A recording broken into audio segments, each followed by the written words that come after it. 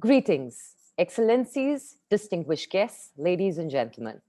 On behalf of the UAE Ministry of Economy and the annual investment meeting, we would like to welcome you all to the second day of AIM Digital 2020. Welcome to SME Pillar at UAE National SME Program Auditorium. My name is Yasmin Shah and I'll be your MC for today. Just a few technical reminding notes before we get started. If you experience any issues with your audio or video during the conference, just refresh your browser and that should take care of everything. If you have any questions for our speakers or panel members, please do feel free to post your questions on the video wall, which is on the right-hand side of your screen. We will share with our speaker at the end of the session and they will reply to you through the video wall or through the email afterwards. If you'd like to connect with our speakers, please move to the home lobby page. You can find the speaker by typing their names under Networking tab on the right-hand corner of your screen. We welcome all of our audience to interact with each other through our networking features. And also, please feel free to tag us on our social media handles with the hashtag AIMDigital. In this SME pillar today, we will continue to explore the topics from different aspects that are closely associated with small and medium enterprises around the globe. All right, without further ado, let's start the journey with our expert SME speakers. Our first session today is titled Resilient SMEs Business Continuity Models, Build a Roadmap to Survive and Thrive. As we all know, resilience is a key success for businesses. The session will discuss the strategies on making SMEs pandemic-proof. Dear speakers, the stage is yours. We are ready to hear for your insights and advice. Everybody, welcome to the Resilient SMEs Business Continuity Models, where we are going to discuss with a very well-selected panel of experts. A great thank you to the annual investment meeting team, and of course to the Ministry of Economy of UAE, where they select the topics that support SMEs and the thriving economy in the region. With these experts. And today joining us is going to be Dr. Khaled, the Secretary General of Union of Arab Chambers and Professor of Economics and International Business, Thomas Foerst, Head of Global Network and member of the Executive Committee of Switzerland Global Enterprise, and Mohammed Cajee, who is a partner in Deloitte New Zealand, and Naseem Javed, the Chairman of Expothon Worldwide. And myself, I am the session chair. Well, I'm a futurist and endeavor of the human, let's say, thriving. That's what I like to look into. And I study the nomenclature of businesses across the globe and support entrepreneurs. And currently, of course, as I have done for many years, I serve in the task force of the B20 under the G20. And I support several government projects here in Saudi Arabia, but my main role is to work for one of the very well-known family businesses, the Fakieh Group. I'm the executive advisor of Sheikh Tarek Abdulrahman Fakieh, and I'm also the funky GM of Avon Beauty Arabia. So I have a chance to interact with 14,000 women on a daily basis across the whole country. And I did establish the first accelerator and put up the first 43 tech startups in the region, and lots there. But I want to move on to my guests more importantly, and starting with Dr. Khaled Hanafy. Dr. Khaled has held several government academic and business and consultancy positions. Most recently, the Ministry of Supply and Internal Trade in Egypt, Chairman of Internal Trade Development Authority, and Dean of College of International Transport and Logistics in the Arab Academy for Science, Technology, and Maritime Transport. He was awarded, and hear this, the best minister for 2 consecutive years, according to top surveys, in recognition of developing a new food subsidy system serving more than 70 million Egyptians. I'm honored to be in your presence, Dr. Khaled. What an endeavor. God bless. And moving on to our next guest, Mr. Thomas Foerst.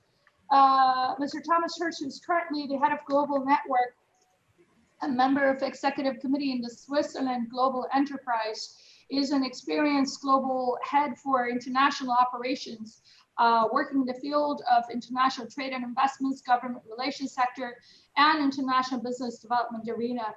Skilled in both cross-border business management, focused mainly on Latin America and Europe, and startup entrepreneurship programs, and international relations for public entities and public organizations. Strong health science and service industry background, which, as you know, has been paramount in this last 9 months, and mainly for SMEs as well as startups. Welcome, Mr. Thomas.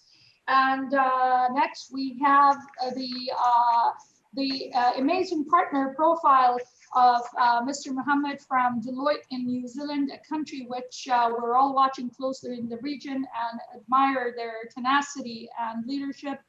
Prior to being in Deloitte, Mohammed was based in Joburg in South Africa, where he was involved in a range of projects, including the buy side and sell side of due diligence valuations, and led advisory merger and acquisition deals.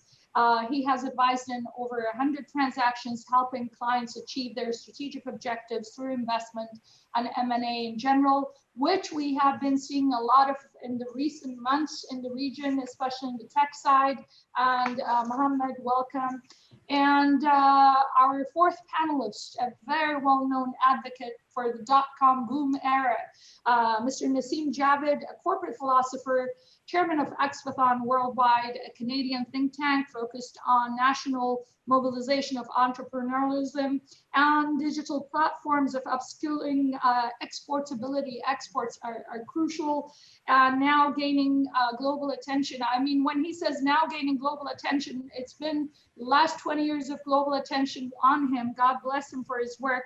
He's so well recognized, has written several books, and new thinking on SME business economy.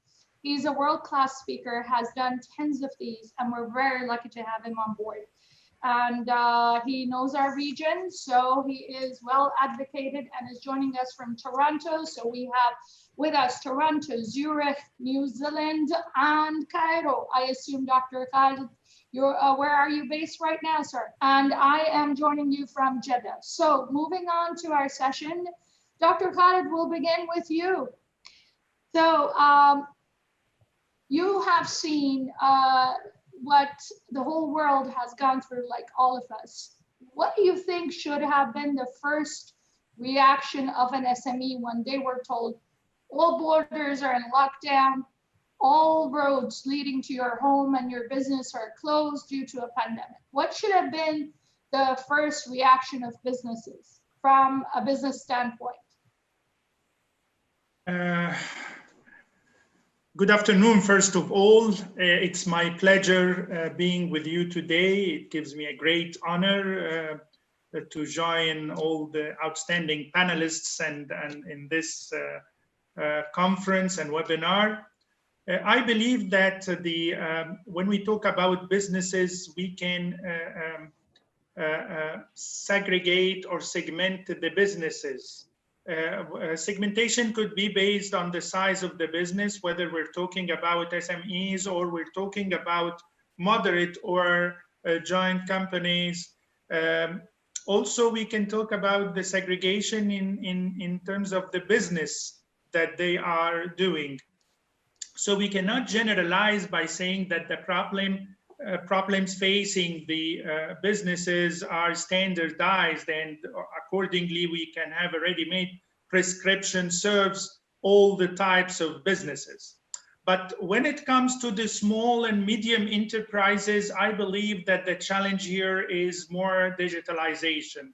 The challenge here, I believe it's an opportunity for the small and medium enterprises, because by having this crisis and having these problems, we started to understand that we can do a lot of business remotely. So accordingly, the investment that's supposed to be needed for the companies in terms of having facilities and equipment and so on started to be a little bit less.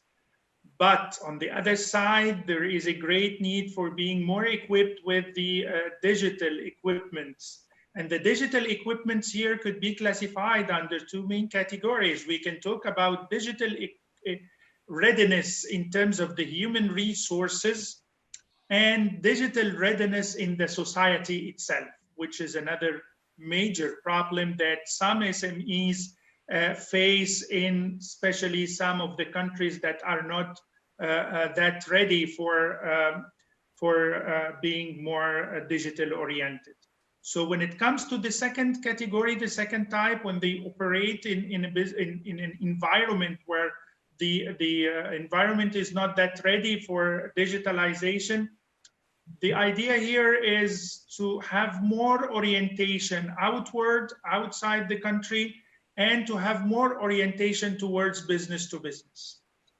When it comes to the companies that already operate in an environment where the digital readiness is relatively high, so the idea is trying to be networked.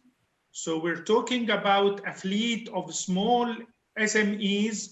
They get joined electronically to look like a very large entity, while it consists of small ones. And through digital signals, the supply chain and the value chain could be created in an amazing way. And this happened in many types of enterprises when they start to talk about collective bargaining, whether we're talking about collective bargaining in buying or even collective bargaining in selling. When it comes to the ideas of sharing economy that they can enjoy, the management of the supply chain, the integration among those SMEs. So I believe from my point of view that there is a great opportunity for the SMEs when they are operate in a relatively ready society, that they can boom because they can avoid a great amount of the overheads that needed for them in the past to start the business. When it comes for the large companies and the relatively large companies, the story depends, as I mentioned, on the type of business that they are doing. Again, the business model should change, and it will change. The business model was ready to change worldwide even before the coronavirus and the COVID. But what happened here is a sort of an acceleration in this change. And whoever won't be able to understand the change won't be able to catch and won't be able even to survive. So the large companies, I mean here by the change in the model, it's a change in every aspect of the business. It's change in the organization structure, the business model itself, the way of dealing with the outsourcing model.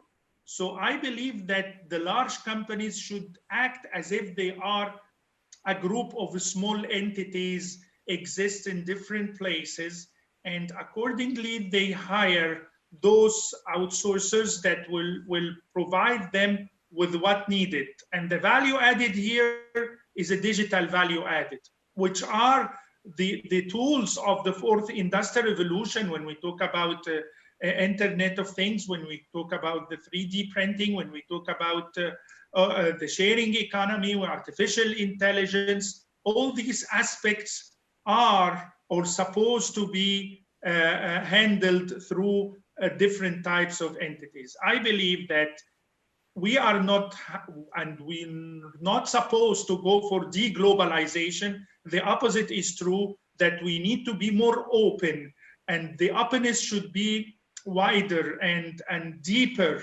because the supply chain, the global supply chain, will be integrated, but in different forms. We have to talk about having some hubs, physical and electronic hubs. We need to talk about logistics models, which are different from what exists right now. We need to have collaboration among different suppliers and providers to mitigate the supply and demand shocks that existed during this age.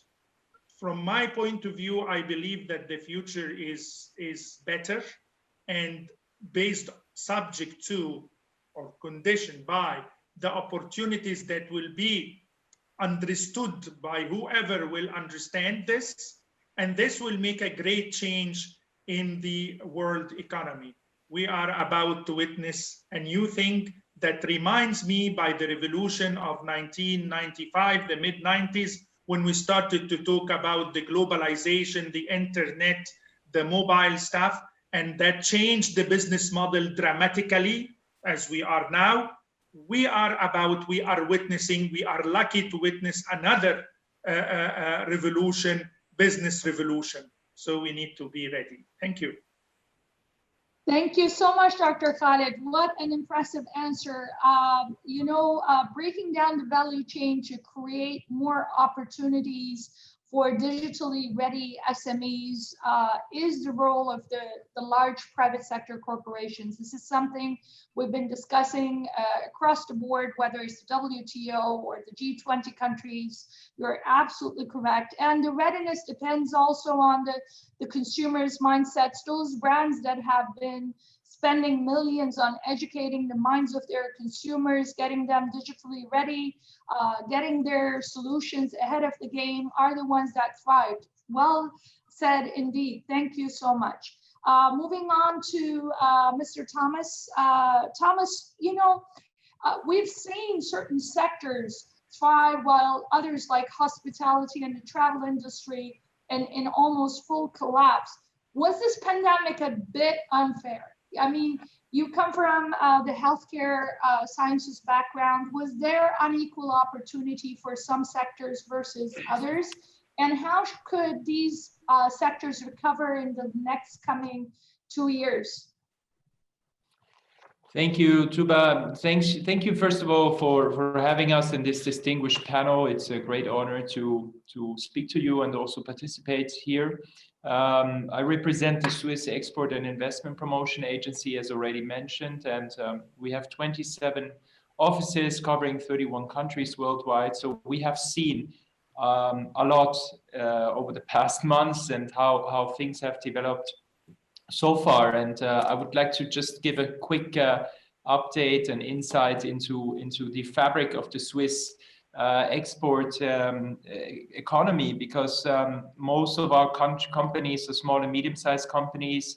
Every second franc of our turnover is done by exports, because we are a very small home market, 8 million people consumers. So by nature, we do export everything, or we have to, and we're quite dependent on exports and global value chains. And I would say that the COVID-19 pandemic has shown many small and medium-sized companies the cluster risks in if their own supply chains were insufficiently geographically diversified.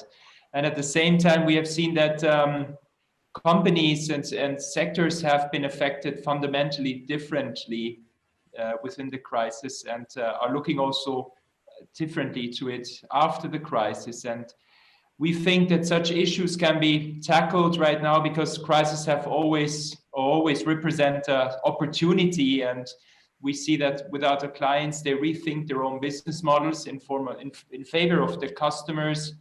Also, digitalization has proposed and quickly changed the way they do. And we just heard that from the Honorable Mr. Hanafy. And we think that this is an unprecedented time to have this boost within the Swiss companies. So this momentum needs to be used specifically by the companies to create new digital offers and new formats, and that SMEs can agilely master the balancing between the crisis management they have been in the past months and weeks, and look into future investments. And back to your question, Tuba. Yes, of course, the sectors were differently affected. And if you know about the fabric here in Switzerland, we're very diversified. We have pharmaceuticals, we have medical technology industry, we have a broad food technology industry, we have the watch industry, precision mechanics as such. We're suppliers to the automotive industry, we're suppliers to the airspace industry without having an own airspace company, but these value chains have been affected, and these sectors have been affected differently. So we see that the machinery industry was hit heavily, but they're also the first ones to recover. Pharma has been very stable, obviously, in the past months. because of the pandemic and creating quick relief in different countries and supplying necessary goods. And the race is on to find the best solution to tackle the current situation. So pharma is fairly stable, and we live out of tourism. Switzerland is always been and is a very tourism country, exposed country, and that has obviously hit us strongly because of the travel restrictions, and we feel that our tourism industry, and I would assume that this is the same for your countries, has been going through a strong slump. But at the same time, Swiss citizens started vacationing in Switzerland, so we sort of patriotically try to balance a bit this situation and stayed here. But the winners and losers, I wouldn't call them losers. I would call them areas which need to reinvent themselves, and there have been some great chances and new formats which have been launched because of digitalization, and I think we'll hear more about this in the course of the panel. But this would be my first reflection on your question, Tuba. Thank you so much. Very well said. And yes, Saudi Arabia's secondary economy is Hajj and Umrah. So definitely we felt the bust. But as you rightly said, discovering everybody became a mask vendor overnight. It was just too much fun to watch, you know. I'm hoping that most of the issues that presented themselves over the next 2 years will be resolved in a much better manner, setting the sectors up for a win-win, no matter what the storm that's going to come towards them later on. And Mohammed, with the setbacks and everything that has happened, we also witnessed quite a lot of mergers and acquisitions and deals and VCs investing in the region. So I wanted to hear from you, how in general do you see investments happening in this notable era of people complaining of downturn in the economy? But we have seen so many deals happening in the region. So I'm very, very impressed with how private equity and VCs have backed up most of the SMEs needing cash. Can you tell us from your opinions as a partner in Deloitte, how do you see investments happening? Yes, thanks very much, Tuba. And I think another interesting aspect is that leading up to the onset of this pandemic, we've seen a really strong period of global economic growth across a number of industries, across a number of regions. And so businesses, private equity, actually went into this crisis in a really strong position of liquidity, I would say. So businesses had the ability to take action and to look for opportunities as well. So we actually did see a fair amount of activity in the M&A space. What I saw on my side was that a lot of private equity funds that had that stable of, or that portfolio of companies, or good mix of companies that were in those traditionally defensive sectors, have actually performed quite well. But equally, because of what I've just mentioned, those same funds are actively looking at opportunities.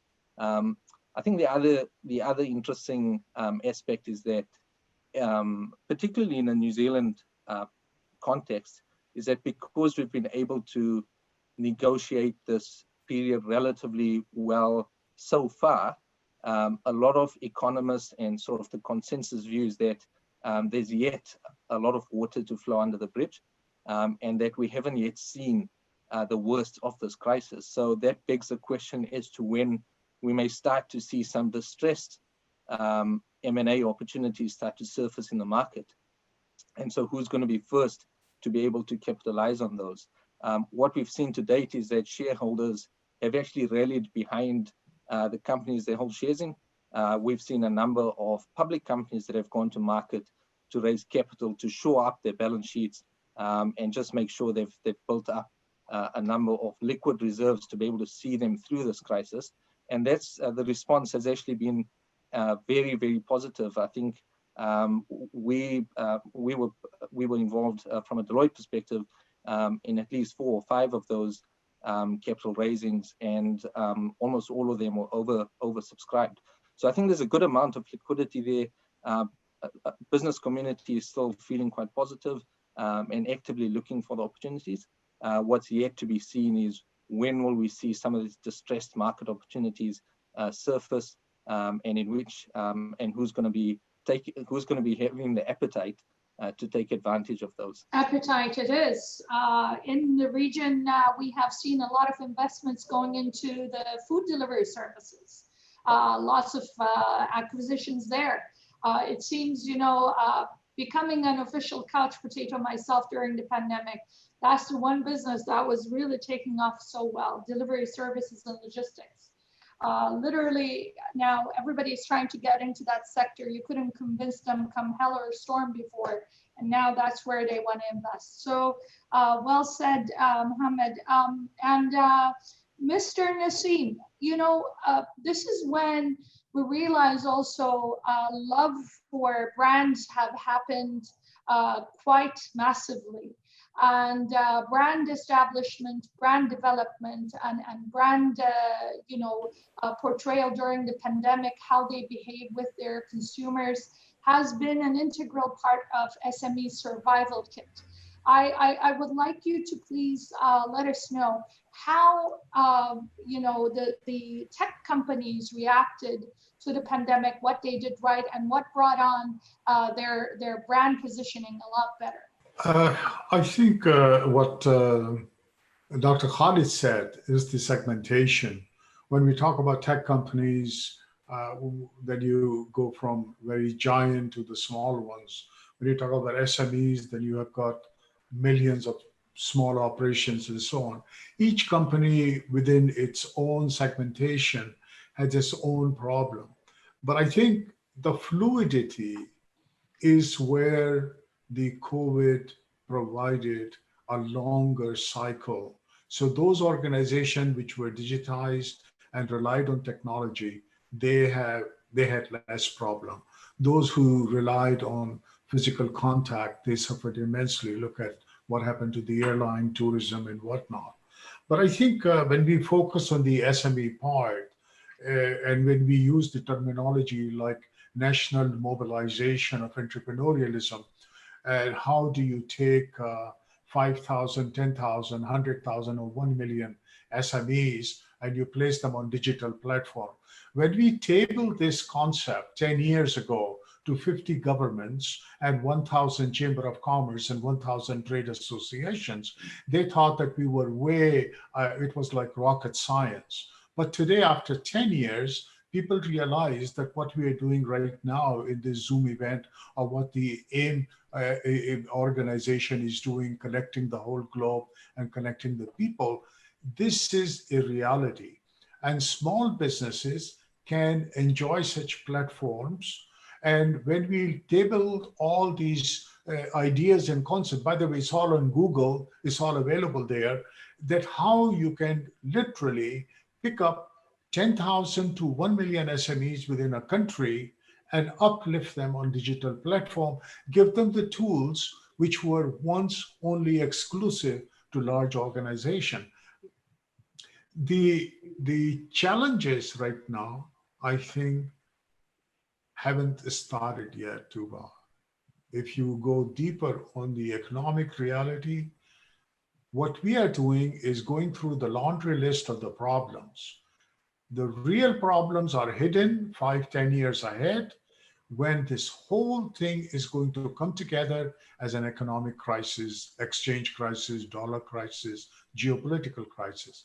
But at the same time, I'm an optimist. At the same time, we are going to come up with brand new models on digital platforms and try to go into very global new style of trading. We are 500 million SMEs of the globe would be able to deal with multi-billion people very effectively through communication and sell their goods and services and trade. Something right now blocked by large organization and not supported by government and chambers. So it is a very, very deep subject with a very long trail. But I want to thank AIM and Tuba you for the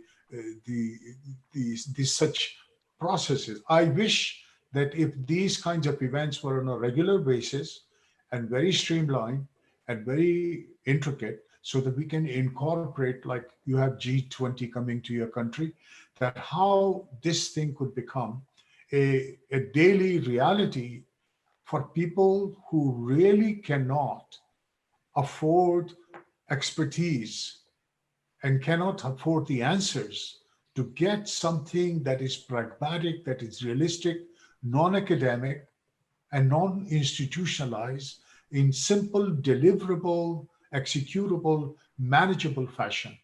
So it's a complex subject. I wish I could answer it more simply. I'm very grateful for your answer, because I walked away with two things from what you have just stated. One, and we're unfortunate, Dr. Khaled had just to leave. He had a very busy schedule. We're blessed that he was able to give a comprehensive answer at the beginning, but his food sustenance program is of very vital importance. One of the things that you mentioned, the strike is yet to come after 5-10 years from now. We're not feeling it now. Now we're just trying to extinguish the fire. The after effects are still not felt. You're absolutely correct. But digital connotations and digital connectedness is what will help the world survive. And Thomas was absolutely correct in that, you know, this level of, let's put it this way, globalization has a new name right now, and it's digitization. I fully believe that. I think that the nomenclature for economic terminologies will also be updated and upgraded. I am so glad I am not in university now, because what they studied last year is completely obsolete this year. I really hope our education systems around the world will be up to date. But, you know, very well said. Thank you so much. I think 3 things will thrive: compassion, empathy, and resilience. These are values that all global businesses will endure. And Thomas, from your standpoint, being an export directed country, it's pretty hard, as most of the exports also went through legislative lead times and changes. I for myself know, I mean, I had a lead time of 47 days for my imports coming in, and then they were 2 months, and now they're 2.5 months, clearance from ports, and so many different factors of custom applications, looking at different products with higher customs, higher taxation. So many new legislations have hit SMEs. So how do you see the new game board when it comes to exports? Thank you, Tuba. Yeah, very relevant situation, obviously, here for also for the Swiss companies. I think the current situation has showed them that they're vulnerable. They should not only focus on a selection of countries, but really diversify their geographic presence. Also to work on their logistics and supply chain setups. Mohammed mentioned that earlier as well, and that goes certainly for the Swiss companies, meaning that they should also look into the global setup they have today and find new supply chain models and diversify in that area. And at the same time, that the digitalization, wherever possible, in terms of order management, in terms of documentation management, in terms of clearing customs and all that, has such a high impact and such an importance, gains such an importance, that they have to also do their homework internally and upgrade their capabilities, their electronic skills. We have a lot, as I said, we have a very diversified economy, and you have parts of the economy which is very modern in terms of their electronic capabilities. Thinking about the whole ecosystem around the banking industry, but also the ecosystem around the medtech industry. But then we have a very traditional sectors in the machinery industry, which have not advanced that much in that field, and they were the ones who felt that in past months strongly. And I think that's also a lesson in terms of what needs to be done in the next couple of months. And whatever they can learn from globalized companies or big companies, being a small and medium-sized companies helps them to accelerate that change. So that would be my view on your question, Tuba.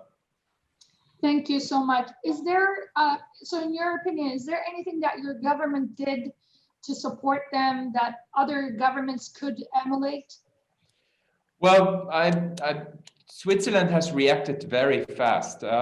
We were as that crisis started, there was a quick reaction in April.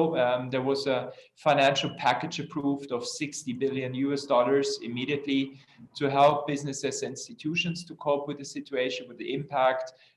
We also helped companies in terms of their international presence when they were committed at trade fairs, and these didn't happen. So we helped them to cover those costs, and also we repatriated a lot of citizens, obviously, quickly. At the same time, we looked at credit lines internationally.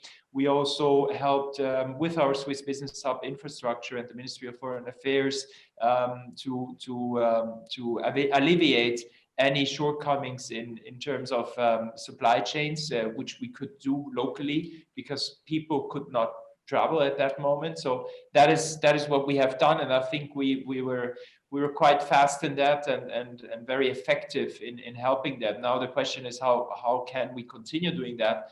And we are under the impression that ideally the private industry can superate and overcome that situation, but as we look around, the support of the government will still be needed, and I'm convinced that this will happen and continue to happen.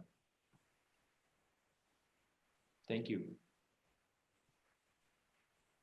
Wonderful to hear, and quick reaction is the key word. I think reacting just in nick of time to help those businesses not lose their traction was what helped to manage sustain. Thank you so much for your answer, Thomas. And Mohammed, you know, New Zealand essentially is a country where I believe almost most of its GDP is from the farming communities. Now, not everybody was lucky enough to stay home. So that we could stay home, many people had to be frontline workers and had to put up with physical tasks that could not be, you know, we couldn't have an overnight invasion of robots helping us to farm, or, you know, any of the supernatural that people expected to happen. Things don't physically occur unless humans shape and form and pack and ship and deploy and deliver them. So a lot of the frontline workers were putting their lives at risk so that the rest of the humanity can survive. New Zealand, you have Fonterra, you have a large corporation of farmers, and you have an amazing legislative framework in how they managed to get even income across the board. So I wanted to hear from you what you think was a good support for SMEs as corporations or associations go, and what did you think were any updates or upgrades to the farming technologies and food sustainability at large? Yes, thanks, Tuba. So there's a lot in that question. I think what New Zealand has done quite well, and there's a key word that's sort of, or key theme that's running through this conversation, and it's come up a few times, is around diversification. So yes, traditionally, New Zealand's known for its primary industry, and a major foods make up a major part of our exports. But what New Zealand's been able to do, in fact, has been quite deliberate since the GFC, is diversify its economy so that it's less reliant on that. So what that's meant for the agricultural industry is that there's been a shift towards agri-tech businesses. So for example, that could be a packing technology, fruit sorting technology is becoming quite a big area of export as well. So I think there's ways and means that the primary sector has found to also innovate. So think about on-farm efficiencies and using technology and DNA testing to improve the quality of meat, for example. So New Zealand is obviously quite a big exporter of halal beef and chicken to the Gulf countries. So I think there's been a lot of technology that's infiltrated into that sector, which has definitely helped it become more resilient. Because I think if we just had to rely on producing food, but didn't have ways and means to improve our efficiency, to do the same with less people, for example, like the situation we've had, then we wouldn't have been able to capitalize on those opportunities as well as we may have done. I think the other point is around what governments have done, and say what the New Zealand government has done here to support the SME community. And one of the biggest sort of saving graces we've had is a wage subsidy. So the wage subsidy has been a means of channeling funds directly back to SMEs on the ground in a very quick and effective manner. So that's been utilized, and it's reached almost 1.5 million New Zealanders, which sounds like a small number relative to many countries, but that's close to sort of 30 or 35% of our workforce. So that's been a major sort of intervention from the government that's been hugely successful. I think other areas that have the potential to help us survive and then thrive through this crisis are looking at innovative ways of collaborating between the public and private sector. So, for example, one of the things that New Zealand is doing is they've launched a business finance guarantee scheme, which is really a way of the government saying there's some funding that's going to be made available at a relatively low cost to businesses if you need it as kind of bridge capital to get you from here to when things start to normalize again. And the way we're going to actually channel this through to the market is by using the banks. So we'll get the banks to be the funders, but the government will underwrite a large portion, up to 80% of that funding or of that lending. So I think that's another innovative way that governments are looking to support, particularly the SME community. I would add that those sorts of products can only work if government is working quite closely with the private sector to understand how lending criteria, for example, need to change to acknowledge the current environment. So what we found initially is that small businesses didn't actually make use of this product because banks weren't given the license to actually lend money based on a new set of rules. So they were still looking at a set of forecasts, for example, which showed a huge amount of uncertainty, and businesses weren't able to demonstrate that they were going to have the same sort of cash flow to support more funding as they would have done before. And so banks got really nervous. So I think government needs to work quite closely with the private sector in terms of rolling out these sorts of innovative initiatives if they are to be successful. I hear you, and it also helps having, I think, a manageable quantity. Compared to other countries like India or Egypt, this is the reaction time, and the program developed is probably in a similar sizes of institutions. Very well said. We're very grateful to New Zealand and other farming countries like Netherlands who have helped support us in the GCC, and diversification, as you rightly said at the beginning, it's essential. Hydroponic farming has been present in GCC for the last 5 years, and it's taking off, and we're very grateful to all those that had to do the actual work so we could stay safe. I want to look at something else though with Mr. Naseem. the role and responsibility of the chambers of commerce during these crises. Most of us had no access to our chambers as they were physically closed. And many were contemplating that they have just become a stamping and licensing, not a supportive structure as they should have been across the globe. I mean, this is not just in the region, but across the globe. But they had the opportunity to become the voice of certain sectors and to form corporations and associations. Did you feel that the chambers did what they should have done, or what is it that they could have done and should do now, take us forward in the next 5 years? Well, chambers, for the first time in a century, are the most important player at this junction going forward. There are 11,000 Chamber of Commerces representing 45 million members around the globe. So it's a massive organization. I think it's the world's largest organization under an umbrella. And then there are 100,000 trade associations around the globe representing 200 countries. 10 years ago, we very strongly labeled the concept that how digital connectivity of these kinds of organizations will give them a very powerful base where their small members right across 10, 20, 50 million people, they would become a very supportive economic pillar for the economy. But the chambers are doing extremely well in procedural issues, in custom-related issues, in documentation-related issues. But this is what they have done in the last 100 years. What they lack is the commercialization, innovative thinking, profiling of their membership, understanding of digitalization, and understanding the futurism.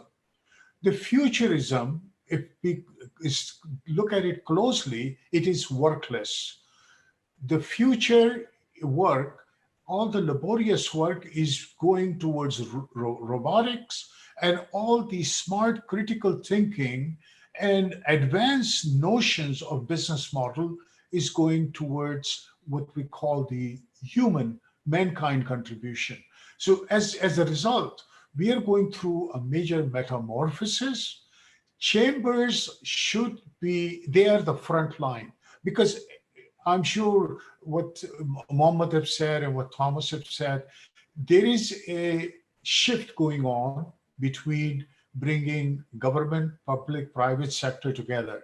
And I think in that, chambers and associations are the bridges, because they control the vertical industry sectors, the membership, and they have a 50, 100-year history.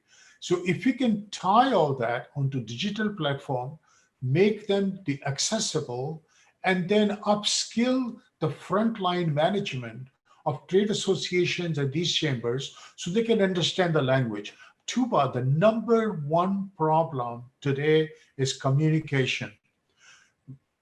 After many, many months and many, many attempts, include the G20 is being held in Saudi Arabia. G20 should have been done every month for the last 6 months, every month, because this is the global problem. Now, the other thing is public sectors and private sectors are not communicating effectively. Trade associations and chambers are not communicating effectively. They all have to come together. Digital technology allows that. We table all these models over the last 10 years. It's all on Google, it's all available. And we are excited that COVID proven the concept that with Zoomerang culture, you can communicate, bring everybody closer on a far more efficient basis. And so I think the future right now is to bring all the chambers, all the associations together and use Switzerland as a model. And there are other countries, Canada and so on, there are many countries. I don't want to just isolate one, but because Thomas is here, that how professionally and how effectively they streamline the message and how they cultivate and help people. Because, for example, in America, they provided $500 billion help with a B, $500 billion to the small business, gave them as loans. These loans were spent to try to adjust the business, but the business didn't come. The sales didn't materialize. Those businesses are under tremendous stress of a loan. Some portion of the loan will be forgiven, but still they are in the debt. They're in more debt than doing anything. What business needs is help. For example, they should have been offered a digital platform, a tax-free benefit, a complete downstreaming of professionalism available to a small business who's trying to figure out, how do I take my $5 billion business to a $100 million business? And this is where the governments have missed the boat. And the next documentation in the white paper we're releasing very soon basically lays out a step-by-step that all this money that's pouring in, at least in the developed nation, that could be channeled very effectively, extremely effectively, because digitization, Tuba, like you said, globalization is digitization. Digitization is replicatable, almost free. Once you have the model, you replicate. Once you find a solution for 10,000 SMEs in one single country, that is replicatable to 100 economic regions around the globe. Very well said. And I fully agree about the duplication and replication of working models of intervention. And just to put you at ease, G20 did meet almost every month. As B20, we did many papers, a lot of work around how to deal in the times of crisis. And all the task forces under G20 did bi-weekly meetings, and we took up our recommendations for the countries. And I think if you look at LinkedIn and you're following the G20 and B20, you'll see a lot of those declarations of what the countries have been doing. And it's been quite a lot of work. So we are, Thomas, I know you're almost off, but I wanted to ask you a very specific question before you're off. Talent acquisition and division of talent has been, many people are fearing for the loss of jobs, many experience loss of jobs. The economy's provision of subsidy of salaries can only last for long.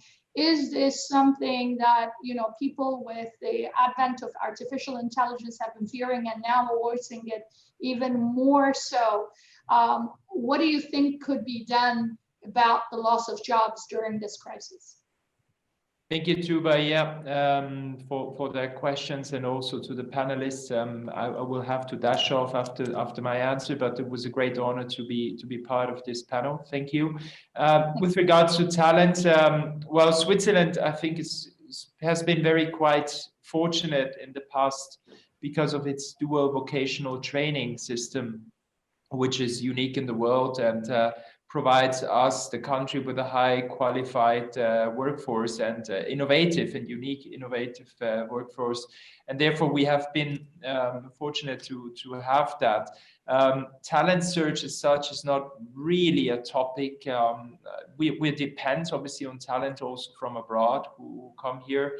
And in that sense, we spend even 3% of our GDP in research and development, R&D, on a daily basis. So therefore, the companies who are here very R&D and innovation intensive, and therefore we're a little bit less resilient. We're resilient, and less affected. However, because of traditional industry streams, which may be more affected by it, this is a topic. But if Swiss companies and small and medium-sized companies spend most of their finances in vocational training as such, and workforce skill enhancement, we're pretty prepared for that. And yeah, that would be the Swiss perspective on that question. And I'm well aware that other countries have same challenges or different challenges in that context. Thank you very much. R&D is key. Thank you so much for being with us, Thank Thomas, you. and have a wonderful day. Thank you. Same to you. Bye-bye. Thank you, everyone. Bye. Bye-bye. Thank you. Bye-bye. Bye-bye. Mohammed, my question comes to you. You've done quite a lot of negotiations, and in this really rapidly changing times of how SMEs are supposed to react, many have had kind landlords that told them, 2 months rent is off your lease. Some have had no responses to their requests to renegotiate crucial partnership contracts. Was this a force majeure in your opinion? And how should SMEs go on restructuring and renegotiating contracts as they move forward? And this will be my last question, so please also add your closing remarks after you answer the question. No problem. Thanks once again, Tuba. Yeah, I think there's a few lessons that I've taken in terms of understanding what works and what doesn't work in a situation like this. I think first off, I'd say that nobody, regardless of which side of the fence you're sitting on, nobody wants to see a business fail. So whether you're the landlord, whether you're the funder, the shareholder, the employee, or the business owner, everybody needs to have a business continue to sustain itself. So with that in mind, I think entering into negotiations, it's always good to understand the perspective of the other side. So we saw a number of businesses, as you said, approach their landlords, approach their suppliers, and ask for some sort of concession to be able to ride through this sort of lockdown period or period of lower trading. And I'd say in most, if not all cases, landlords have been accommodating. I worked with a business that's actually in the hospitality sector that was able to negotiate rent holiday for whenever they couldn't access their premises. And now during lower levels of trading, they've been able to negotiate a 25% discount on their monthly rental up until December. Now that's going to make a huge difference to helping that business survive through this period. And I think part of that is not just going to the supplier or the landlord and saying, look, we want a handout because we're really struggling. It's understanding that there's a commercial benefit to both sides of having that business succeed. So from a landlord's point of view, they'd much rather have a tenant occupying that premises paying a slightly lower rental than having to vacate the premises and try and find a new tenant in this current environment. The other lesson I'd say is that definitely open lines of communication and transparency are really important. So this was not about one party trying to get the better deal. It was about everyone working together towards a common sort of objective. What we saw in the business community here was that there was actually an incredibly high level of camaraderie amongst businesses. Everybody was supporting each other. We heard at the beginning of the call that consumers, Thomas was saying, in Switzerland, the Swiss have been visiting tourist destinations within Switzerland as part of supporting the local economy, and that's not dissimilar to what's happening here. And even within the business community, you'd find suppliers, customers, the tax authorities, everyone's been willing to accommodate, make some concessions and work together, but it does start with being proactive and having open lines of communication and being really transparent. In terms of my closing comments, I'd say I'd probably pick two things that have really stood out for me as being critical success factors for small and medium enterprises trying to navigate this crisis. The one is about the ability to be agile. If you're a small business, that should come easier, but not necessarily always the case. And I think having that ability to shift your focus quite quickly, understand how consumers are changing their behaviors and respond accordingly, and being able to do that relatively quickly is a really critical success factor. And the other, which I have mentioned before, is around ensuring that as part of your business continuity strategy, because in 2020 it was COVID-19 and the pandemic, but it could be something else in a few years' time. It could be the next financial crisis. It could be anything. So having some level of diversification within your business is going to be key. Now, diversification is a broad term. It's not about trying to find a new line of business. It could be finding a new sales channel, or it could be diversifying your customer base. It could be, as Thomas was saying, spreading yourself geographically, decentralizing some of your manufacturing, some of your outsourcing. So these are all aspects of diversification that that business owners need to think about in terms of enhancing their own resilience and ability to absorb these kinds of economic shocks going into the future. Thank you so much, Mohammed, and it was great having you with us. Please do stay on until we sign off. Mr. Naseem, on to you, business continuity and how they should be creating demand in the coming 5-10 year.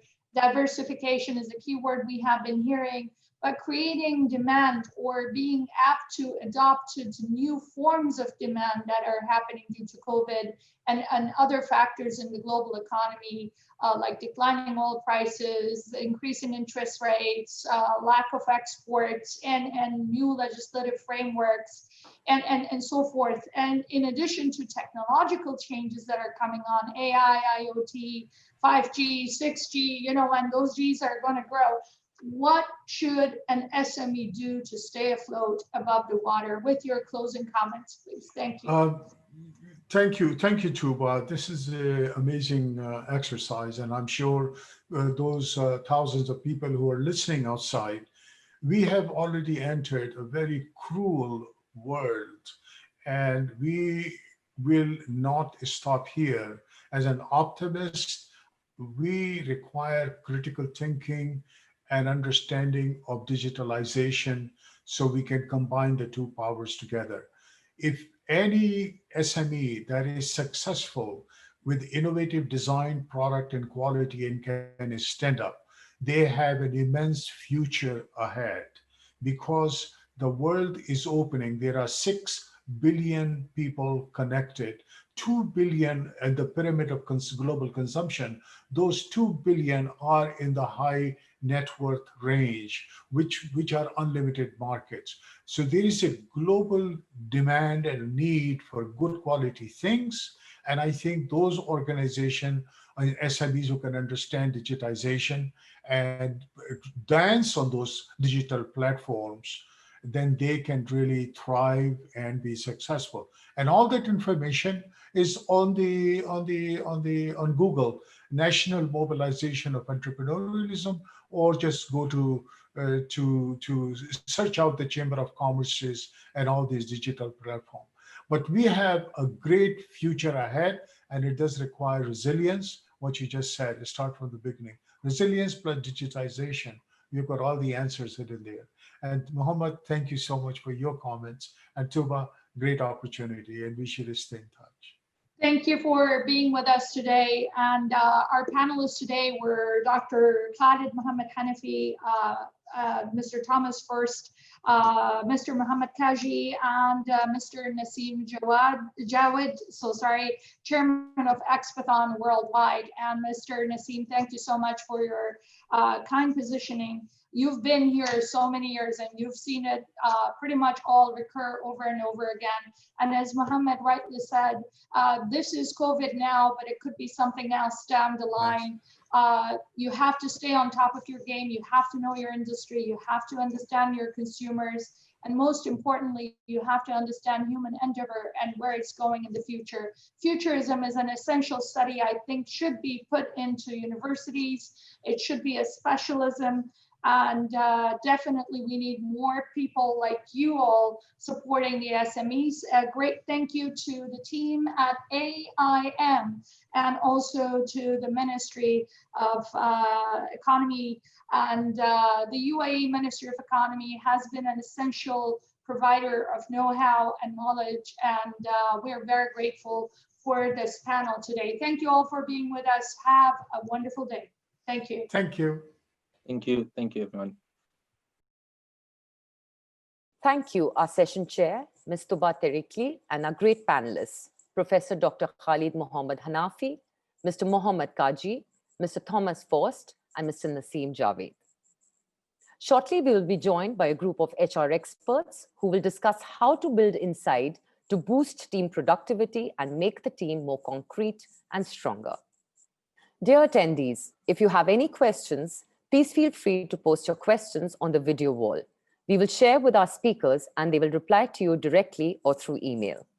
If you'd like to connect with our speakers, please move to the home lobby page. You will find the speakers by typing their names under Networking tab on the right hand of your screen.